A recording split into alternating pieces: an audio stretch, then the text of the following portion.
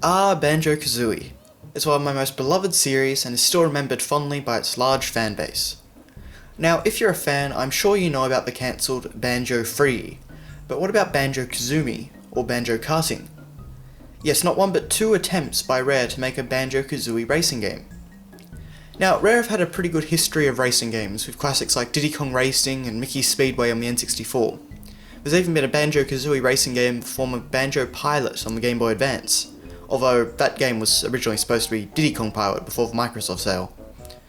Anyways, long story short, Rare has experience in the genre.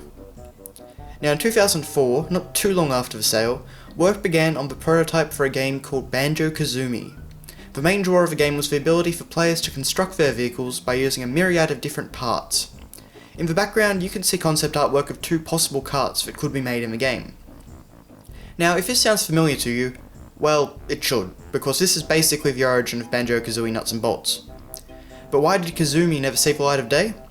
Well, it was just a prototype and was only in production for about 2 weeks.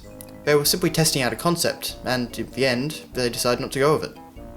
Okay, so 4 years later, we finally get Banjo-Kazooie Nuts and Bolts. But after Rare finished production on that, what's next for the Bear and Bird duo? Well, they decided to take another look at the kart racing concept. Production on the rather simply named Banjo-Karting began shortly before Nuts and Bolts was finished, but like Kazoomie, it never made it out of the prototype phase. It utilised many of the same features as Nuts and Bolts, but built upon the racing aspects, and apparently allowed the selection of many classic Banjo characters.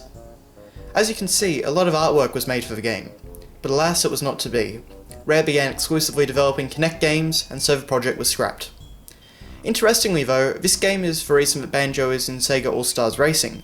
One of the karts from Banjo-Karting was ported over to the Xbox 360 version of that game.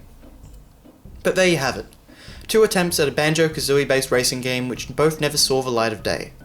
While I do enjoy games like Mario Kart, I've got to say that I don't really lament the loss of these games.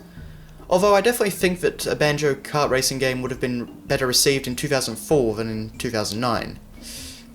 But anyways, a big thanks to Unsane64 for all their info on these games. They have a fantastic site and I highly recommend you check out the link in the description. Thanks a lot for watching guys, and see you later.